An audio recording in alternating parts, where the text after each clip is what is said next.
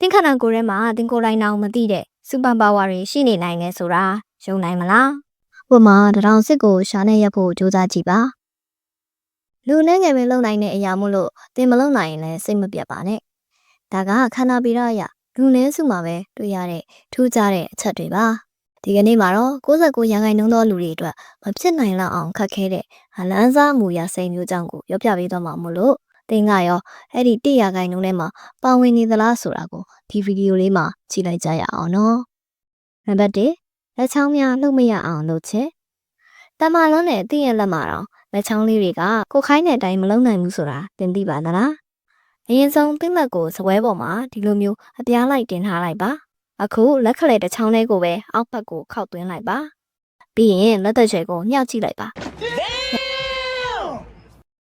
ညှောက်လို့မရဘူးဟုတ်တယ်မလား။တကယ်တော့လက်ခလဲနဲ့လက်သက်ချွဲကအရွတ်တွေဟာတစ်ခုနဲ့တစ်ခုချိတ်ဆက်နေကြတာပါ။လက်ခလဲကိုအောက်ကိုခောက်ထားလိုက်တဲ့အခါအဲ့ဒီအရွက်ကတင်းသွားပြီးတော့လက်သက်ချွဲကိုမြှောက်လို့မရအောင်ဆွဲထားတယ်လို့မျိုးဖြစ်သွားတာပါ။တင်သားဒါကိုအသားလေးမြှောက်နိုင်နေဆိုရင်တော့တင်မှာထူးခြားတဲ့စူပါချက်သားတွေရှိနေတာကြောင့်ပဲဖြစ်မှာပါ။နံပါတ်2ဒနောင်စစ်ကိုရှာနေရက်ချင်းခန္ဓာကိုယ်ကိုလိမ်ချိုးရမှာကန့်သတ်ချက်တွေရှိနေတာကြောင့်လူအများစုတော့ဒီလိုမျိုးလုပ်ကြည့်ဖို့ဆိုတာခက်ပါလိမ့်မယ်။ဒါကိုလုပ်နိုင်တဲ့သူတွေကအဆင့်မြင့်ပြောင်းလဲတဲ့ယောဂ hyper mobility ရှိသူတွေဒါမှမဟုတ်ခန္ဓာကိုယ်တိဆောက်ပုံထူးခြားတဲ့သူတွေပဲဖြစ်မှာပါ။ Green ကပတ်စံချိန်တွေအရတော့လူနှဲငယ်တာဒါကိုလုပ်နိုင်တယ်လို့သိရပါတယ်။နံပါတ်3လက်မရဲ့အပေါ်ဆုံးအစစ်ကိုပွေခြင်းလက်မထောင်ပြရဲဆိုတာလူတိုင်းလုပ်နိုင်တဲ့အရာတစ်ခုပါ။ဒါပေမဲ့တချို့ကတော့လက်မရဲ့အပေါ်ဆုံးအစစ်ကိုနောက်လှန်ချိုးပြီးကွေးနိုင်ပါတယ်။ဒါဟာမျိုးရိုးဗီဇကြောင့်ဖြစ်တာပါ။ကမ္ဘာလူကြီးရဲ့25ရာခိုင်နှုန်းကနေ30ရာခိုင်နှုန်းခန့်မှာဒီလိုမျိုးလက်မကိုနောက်ပြန်90ဒီဂရီကျော်လောက်ထိကွေးနိုင်တဲ့စွမ်းရည်မျိုးရှိပါတယ်။ဒါပေမဲ့ဒီလိုမျိုးလက်မကိုလှန်ချိုးပြီးကွေးတာကအစစ်လွဲတတ်တာမို့လို့သတိထားသင့်ပါတယ်။သင်လုပ်နိုင်တယ်ဆိုရင်တော့ဒါကအသစ်မှာထူးခြားတဲ့မျိုးရိုးဗီဇလက္ခဏာတစ်ခုရှိနေတာကြောင့်ပါ။နံပါတ်4မျက်လုံးတစ်ဖက်ထဲပင်ခြင်းဒါကမျိုးရိုးဗီဇနဲ့လည်းဆိုင်တယ်လို့လေ့ကျင့်လို့လည်းရနိုင်ပါတယ်။မျက်နှာကြောသားတွေကိုတိကျစီထိန်းချုပ်နိုင်တဲ့စွမ်းရည်50 isolation ရှိဖို့လိုပါတယ်။တချို့ကမျက်တောင်ခတ်တယ်လို့မျိုးအလွယ်တကူလုပ်နိုင်ပေမဲ့တချို့ကတော့ဘလို့မှလုပ်လို့မရပါဘူး။သင်ရောဒီလိုမျိုးလုပ်နိုင်ရဲ့လား။နံပါတ်5မျက်လုံးဖွင့်ပြီးနှာချေခြင်း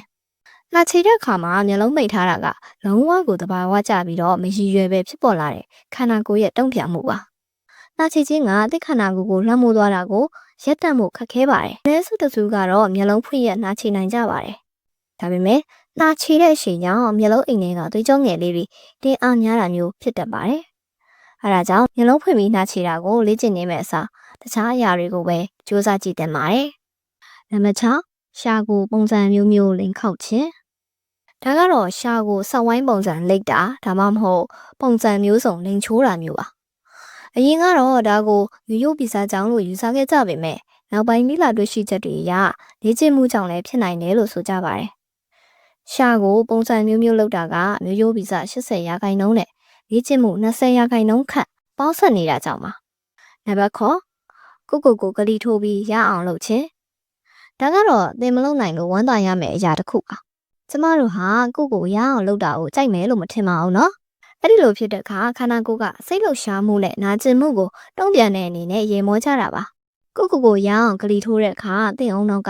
ကနာကျင်မှုကိုကြိုတင်မှန်းတော်ထားပြီးတော့တူညီတဲ့တုံ့ပြန်မှုကိုမဖြစ်စေနိုင်ပါဘူး